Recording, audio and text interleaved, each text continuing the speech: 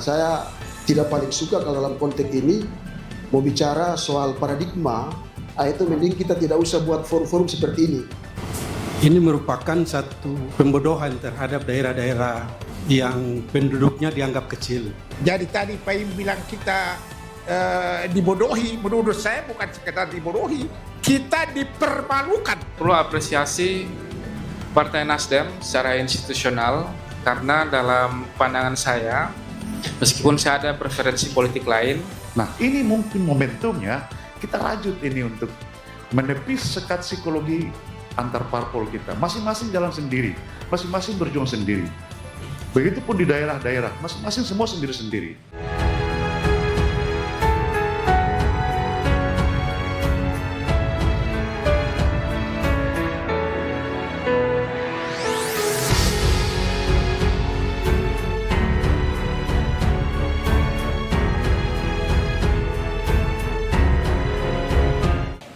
Kita semua kembali hadir di tempat ini untuk menindaklanjuti, dan kami sekali lagi mengapresiasi Partai Nasdem yang sudah menggagas pertemuan pada 2 malam kemarin dan hari ini.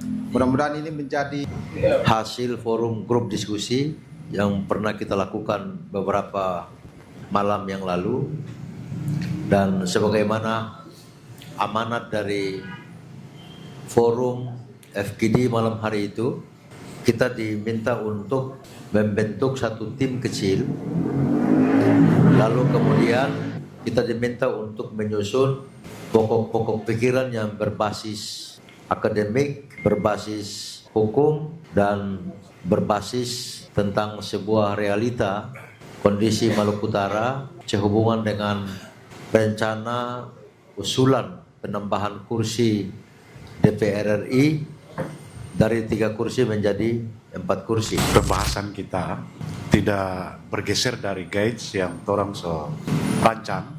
Ini kan hanya dalam bentuk draft saja. Jadi prinsip-prinsip penyusunan dapil kita mau tafsirkan seperti apa, kita mau boboti seperti apa.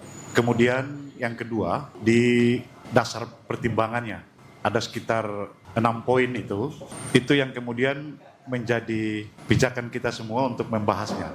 Jadi, kalaupun ada pikiran di luar itu, yang kemungkinan memang bisa didasarkan pada prinsip-prinsip penyusunan dapil, orang tinggal di prinsip mana yang cocok ini.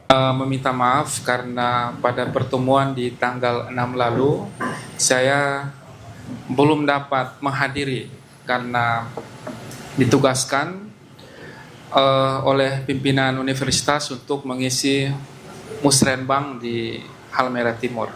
Kedua, saya perlu apresiasi Partai Nasdem secara institusional, karena dalam pandangan saya, meskipun saya ada preferensi politik lain, ya, tetapi paling tidak partai ini menunjukkan adanya sensitivitas atau kepekaan terhadap dinamika perkembangan sosial budaya di Provinsi Maluku Utara.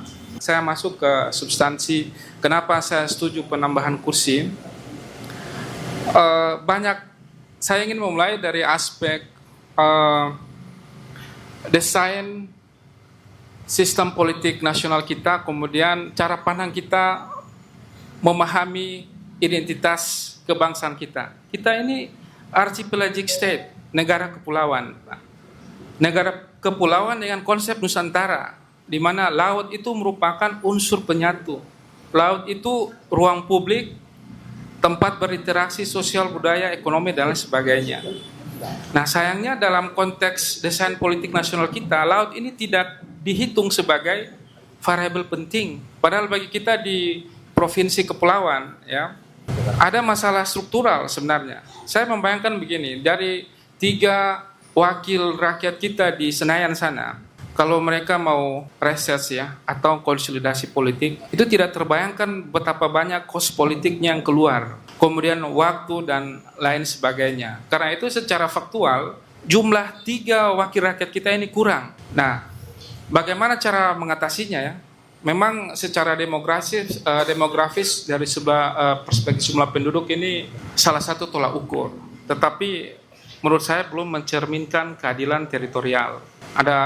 Saya sudah mempelajari tulisan dari Bawaslu KPU kemarin ya, pada saat pertemuan pertama di tanggal 6 kemarin, dan saya rasa ada ruang konstitusional yang tersedia untuk kita menggagas tuntutan ini. Dan saya membayangkan seandainya kalau ikhtiar kita ini terwujud, bukan main pertemuan 2 kali pertemuan ini ya, kita bisa membawa sebuah gagasan besar. Yang terakhir, saya sudah memberikan konsep gagasan akademiknya, paling tidak legitimasi normatif dan konstitusionalnya. Ini sebenarnya saya sudah kirimkan ke Malut Pos, tetapi sayangnya hanya dua paragraf yang mereka adopsi, ya. Mungkin karena keterbatasan margin. Nah, bagi saya apabila narasi ini akan diwujudkan dalam sebuah kebijakan elektoral, ada 2 kuncinya. Pertama, penegasan di rancangan undang-undang pemilu bahwa penentuan dapil yang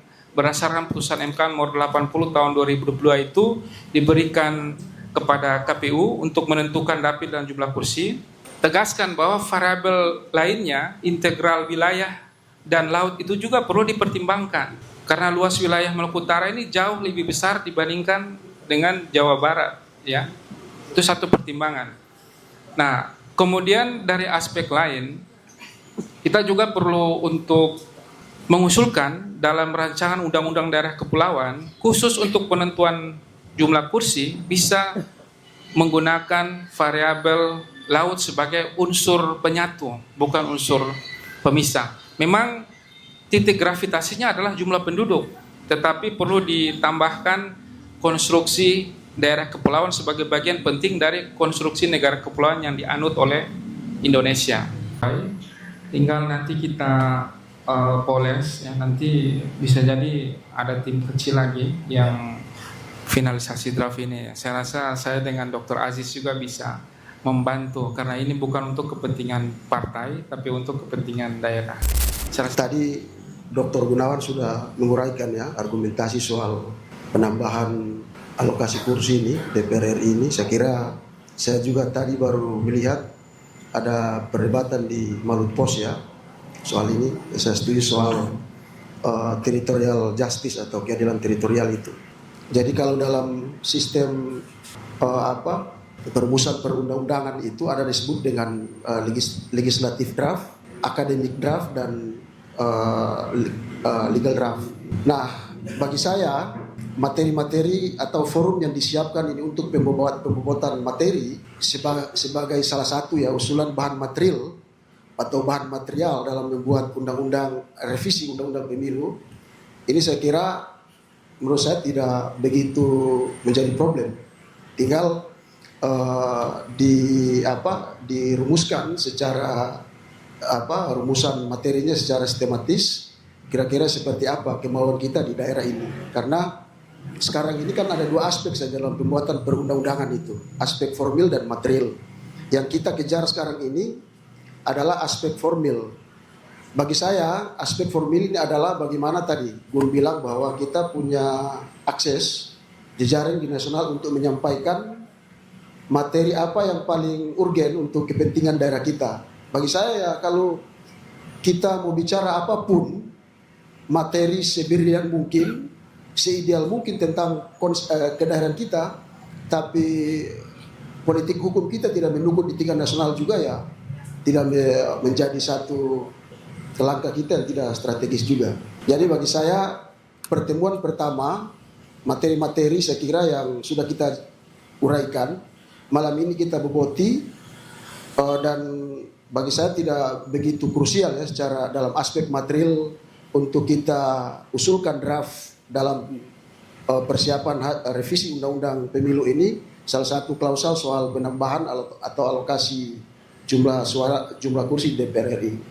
Bagi saya kalau kita bicara soal konsep hukum, kita lagi saya tidak paling suka kalau dalam konteks ini mau bicara soal paradigma, konsep-konsep berhubungan dengan soal pendekatan normatif yang itu saya kira tidak begitu tren lagi kita bicara di negeri ini, yang sekiranya kita mau menemukan soal bagaimana republik ini harus adil di seluruh negeri atau seluruh wilayah.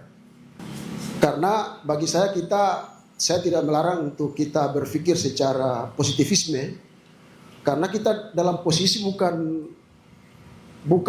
apa istilahnya melegitimasi lagi, menyetujui lagi undang-undang yang kita anggap tidak pro atau materi undang-undang yang kita anggap pro kepada kita. Jadi kalau paradigma kita selalu berpikir kepastian hukum, kodifikasi hukum, positivisme hukum, itu mending kita tidak usah buat forum-forum seperti ini. Jadi ini langkah progresif yang kita harus sampaikan kepada pusat, bahwa poin-poin yang kita sampaikan pada malam pertama dan malam kedua ini, saya kira ini kan pembobotan kan.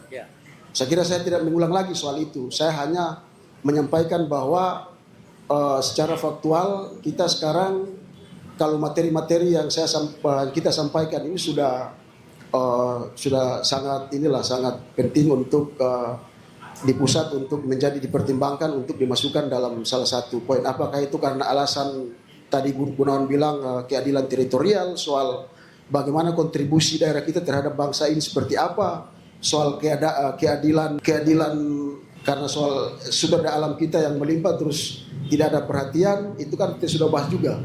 Poin-poin seperti itu nanti tinggal dirumuskan lagi secara detail dan itu dibawa ke pusat untuk kita sampaikan, karena dua prinsip saja. Sekarang ini kalau saya lihat dari aspek formil juga soal akses ke Komisi 2 sangat terbuka untuk kita sampaikan, tinggal political will. Mungkin dalam konteks hukum ada ruang untuk politik hukum terhadap DPR, terhadap kepentingan kita ini sangat besar. Bagaimana kemudian kita secepatnya untuk direalisasikan soal agenda kita ini. Nah, ada satu peluang yang saat ini kita tahu semua, bahwa DPR RI sementara lagi melakukan revisi Undang-Undang 7 tahun 2017 tentang pemilu itu. Karena itu bagi saya harus ada penekanannya. Penekanannya di mana? Penekanannya di pasal-pasal dalam undang-undang. Di DPR RI yang kemarin di pemilu itu direbutkan, ini merupakan satu pembodohan terhadap daerah-daerah yang penduduknya dianggap kecil. Jadi bukan cuma Maluku Utara, tapi beberapa daerah di Indonesia yang mengalami hal yang sama seperti kita di Maluku Utara. Kedua, jumlah komisi di DPR RI itu kurang lebih 13 komisi. Dalam rangka otonomi daerah, ada 3 pekerjaan yang daerah tidak bisa melakukannya. Itu menyangkut politik, hukum, dan agama. Tetapi yang lainnya itu diberikan otonom kepada daerah untuk bisa melaksanakannya. Kaitan dengan jumlah komisi di DPR RI, harusnya 3 hal yang menyangkut pemerintah, yang hak pemerintah pusat itu saja yang kita tidak perlu duduk dalam komisi DPR RI. Jadi harusnya 10 komisi di DPR RI itu, seluruh wilayah Indonesia harus ada utusannya di masing-masing komisi. Karena itu saya katakan bahwa 3 kursi itu adalah pembodohan terhadap daerah yang jumlah penduduknya kecil. Berikutnya, saya lebih condong kalau perjuangan kita ini lebih kita fokus pada soal kewilayahan, luas wilayahnya.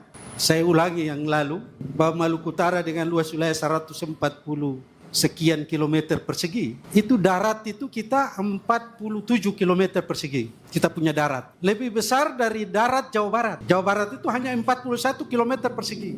Jadi kita lebih besar. Ya, ini yang harus kita lebih fokus dalam menyusun draft. Sehingga kalau kita persoalkan soal penduduk, jelas kita tidak akan bisa karena pembodohan tadi. Jadi kita harus lebih tekankan soal wilayah. Tetapi dari aspek kebijakan, aspek regulasi, kadang laut itu diabaikan. Ini yang akan kita gugat melalui pokok-pokok pikiran pada malam hari ini. Sebelum komit, saya persilakan di Kakak Uli sebentar, baru nanti komit. Itu ada kenaikan 20 kursi. Jadi dari 580 dia menjadi 600 kursi untuk DPR RI. Bahkan rasio jumlah penduduk Indonesia dengan jumlah anggota DPR RI juga masih belum berimbang. Rumus yang malam pernah beliau jelaskan. Karena itu dalam perumusan undang-undang ini, itu akan dinaikkan menjadi 20 kursi. Yang 20 kursi ini akan didistribusi di berbagai wilayah-wilayah yang menuntut agar ini secepatnya bisa masuk, kita tidak kehilangan momen, sehingga pas gitu. Nah, karena itu yang paling penting adalah kita menuntut, ada ruang, tetapi kita punya landasan apa? Dasarnya apa? Saya kira begitu. Terima kasih. Tertarik dari pikiran Pak Gunawan tadi itu luar biasa gitu. Sebenarnya bukan masalah kita dibodohi sebenarnya, bukan Pak Im. Kita dipermalukan. Enggak, setelah saya mendengarkan paparan dari Pak Gunawan begitu hebatnya Maluku Utara yang asal muasalnya Al-Mulk. Pikiran saya begini Pak, kalau Nasdem masih berkeinginan untuk mensponsori ini kegiatan ini, kita harus tingkatkan pertemuan ini menjadi sebuah seminar. Serius gitu. Jadi dari hasil seminar kita hadirkan orang-orang ahli seperti bapak-bapak ini membicarakan masalah ini Pak. Jadi kita dari partai politik hanya hadir memberikan bobot dan menindaklanjuti pikiran dari para ahli itu. Jadi kita lebih serius untuk berbicara tentang jumlah kursi di Maluku Utara itu lewat forum ilmiah Pak. Jadi bukan sekedar politik, bukan sekedar tuntutan politik, tapi tuntutan ini hal-hal masuk dalam wilayah-wilayah ilmiah gitu. Itu yang lebih berbobot kita perjuangkan ke sana. Gitu. Setelah hadir pakar-pakar ini, saya benar-benar tertarik dan serius gitu. Maka itu saya meminta lewat forum ini dari Partai Nasdem untuk meningkatkan bobot pertemuan ini. Jadi kita bawa pembicaraan kita ini ke forum itu. Jadi bukan sekedar politik dan tuntutan, harus ada alasan ilmiah. Jadi tadi Pak Im bilang kita dibodohi, menurut saya bukan sekedar dibodohi, kita dipermalukan. Maka itu kita hadirkan ide untuk jumlah kursi lewat sebuah forum ilmiah. Jadi kalau Nasdem masih berkeinginan untuk memperjuangkan barang ini, sebaiknya kita menindaklanjuti dengan sebuah forum itu kan satu malam seperti ini dan mengundang mereka-mereka ini. Malah bisa jadi 9 kursi seperti apa kata Pak Im, tapi dilahirkan lewat sebuah pikiran para pakar. Saya rasa ahli kita di sini banyak Pak. Mereka berdua ini saya sudah cukup hebat pikirannya. Saya rasa itu pikiran saya. Terima kasih. Allahumma afiq la aqwamit thariq. Ini sepertinya di pertemuan kedua ini komit lebih tambah semangat. Ya. Komit menggunakan kata-kata yang memang lebih provokatif ya. Provokatif dalam tanda kutip ya, provokatif yang baik ya. Sehingga kita yang muda-muda ini semangat harus melebihi dari komit dan koim tadi, saya kira begitu. Memang dalam satu acara atau kegiatan yang kita lakukan juga harus mempertimbangkan aspek kesempatan. Nah, tadi sudah disinggung oleh Kakak Mulis tadi bahwa saat ini DPR RI itu sedang melakukan revisi undang-undang. Mereka ini sepertinya kerja maraton. Kalau bocoran ada kunjungan beberapa hari yang lalu minggu kemarin, tetapi karena pertimbangan perang di mana-mana, terjadi perang di Timur Tengah dan seterusnya, akhirnya pemerintah agak kewalahan dengan kemampuan keuangan negara yang sangat memprihatinkan. Karena itu dalam revisi undang-undang ini mungkin penambahan kursi itu belum bisa besar. Nah, mereka mencoba untuk mendorong tambahan 20 kursi sehingga bisa menjadi 600. Nah, yang rujukannya terhadap undang-undang perimbangan keuangan dan seterusnya itu. Tapi dari aspek yang ini kaitan dengan penambahan kursi, ya. Pak Dokter, Pak Muhlis, tapi kalau ada penambahan 20 kursi, saya membayangkan yang rasional bagi Maluku Utara itu bukan hanya 4 Pak, justru 7. Karena apa? Karena pertimbangannya kita melihat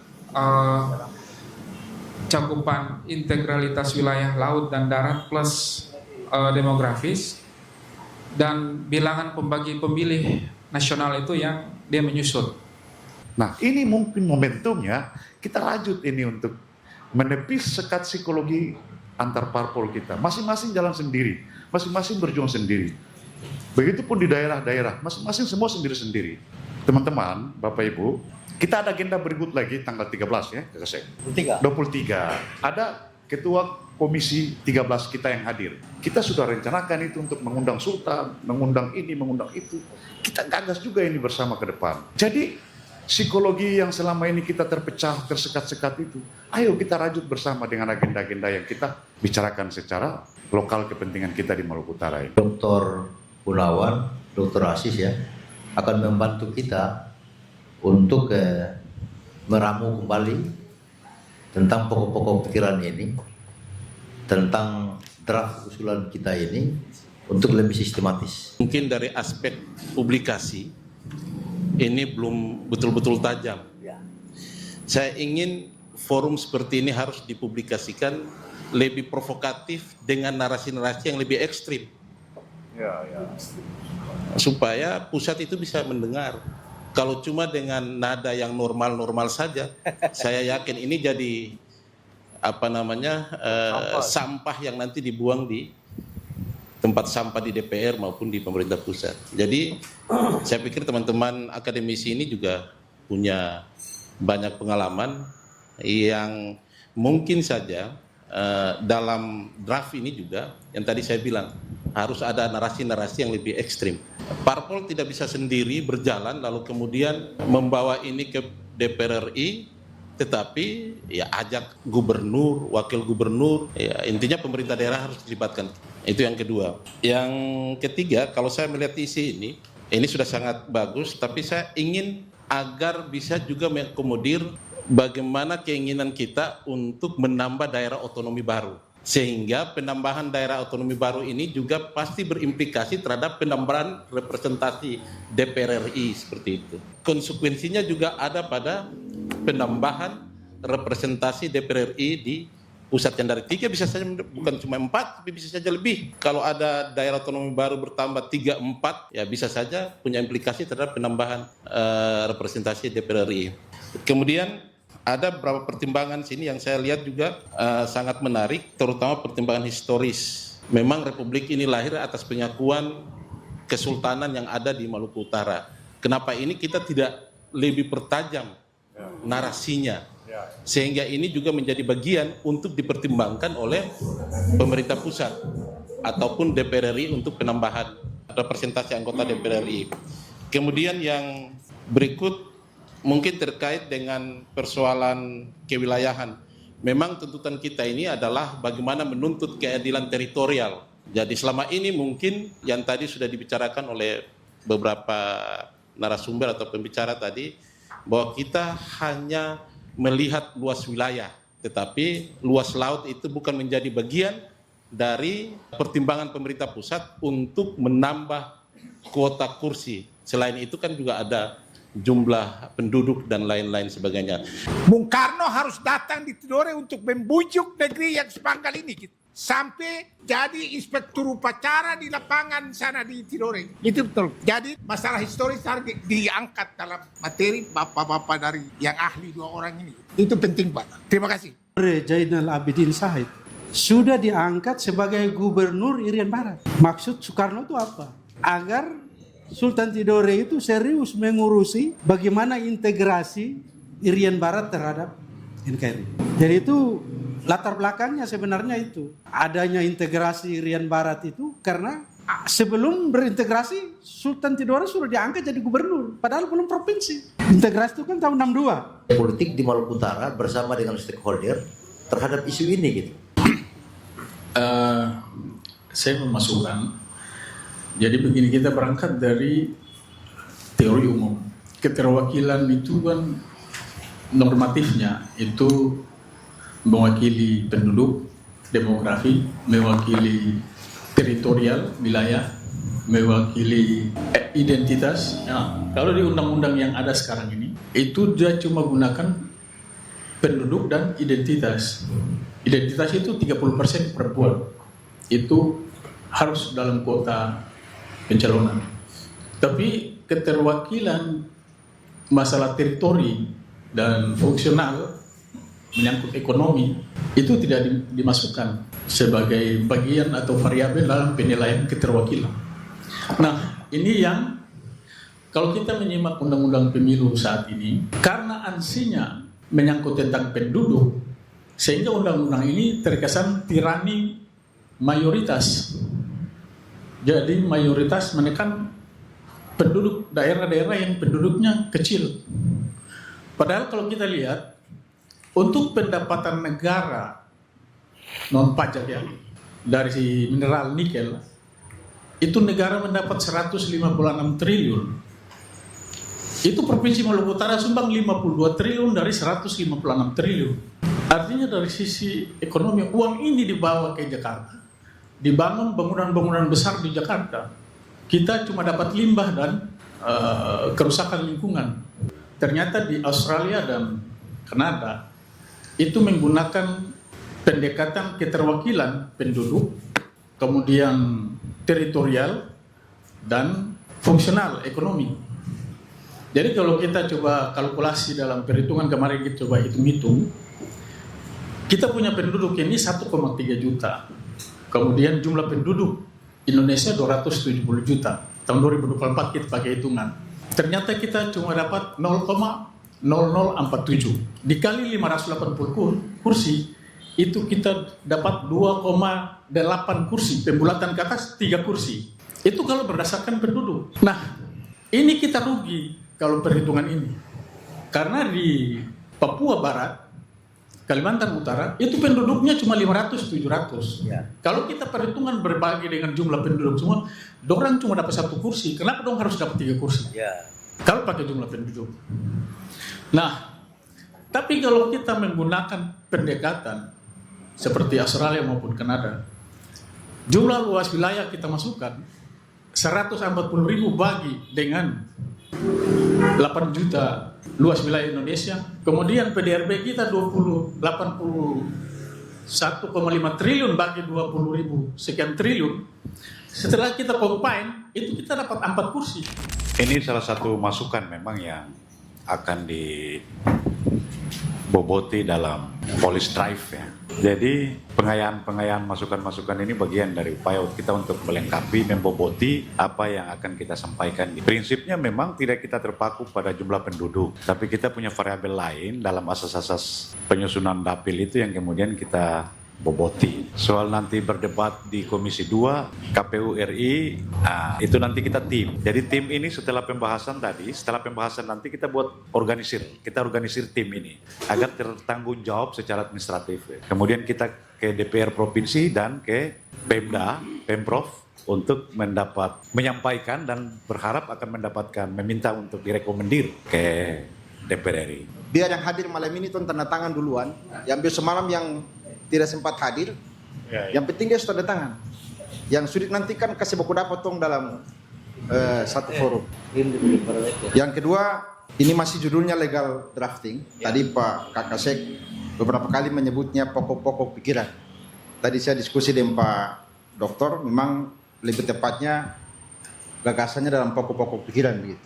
Karena mungkin saja di Komisi 2 juga sudah ada tim yang menyusun legal draftingnya. Jadi lebih tepat kita dalam bentuk masukan saja atau pandangan kita terkait dengan kondisi kursi DPR RI untuk dapil Maluku Utara. Secara umum saya kira ini sudah sangat bagus, sudah sangat baik. Mengakomodir semua ya? Sudah terakomodasi semua hal yang disampaikan tadi oleh beberapa orang tadi, saya kira sudah sangat baik. Dan kami sekali lagi mengapresiasi Partai Nasdem yang sudah menggagas pertemuan pada 2 malam kemarin dan hari ini. Mudah-mudahan ini menjadi semangat bersamalah untuk semua partai politik untuk kita memberikan yang terbaik bagi Provinsi Maluku Utara. Saya kira itu dari Demokrat. Terima kasih Kak Sek, saya kembalikan. Assalamualaikum warahmatullahi wabarakatuh. Waalaikumsalam. Sebagaimana usulan dari Kak Sek Demokrat tadi, supaya jangan kita baku cari lagi. Mau jabatan wakil sekretaris kah di partai, yang penting itu nama partai. Mau jabatan bendahara kah, yang penting ada nama partainya. Itu yang penting. Termasuk dengan stakeholder lainnya. Yang lain? Kalau cukup, Yang jelas saya mungkin ingatkan lagi, stressing kembali. Saya lihat ini saya belum terlalu puas di DP pertimbangan 7 prinsip ini.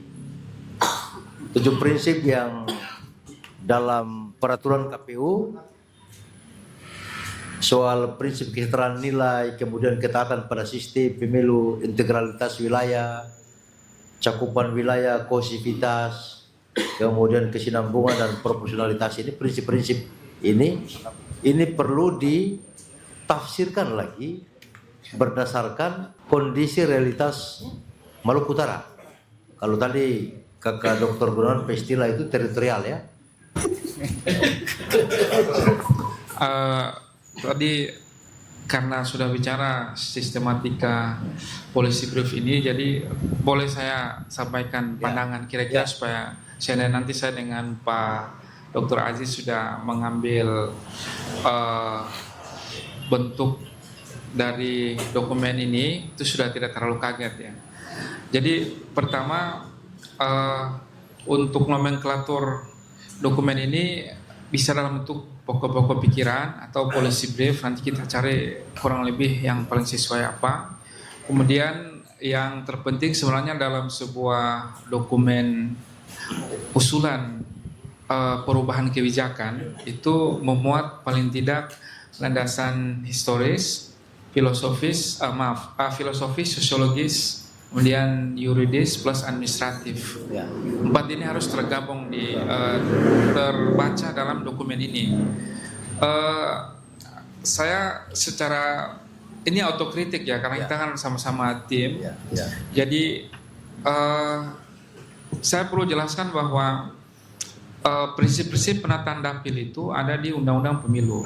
PKB itu hanya teknis operasionalnya. Jadi kalau seandainya di Undang-Undang Kodifikasi Pemilu nanti itu sudah ditentukan garis-garis besar penataan kursi dan dapil, otomatis akan diikuti oleh KPU. Mereka tidak bisa mengambil kebijakan yang bertentangan dengan Undang-Undang Pemilu.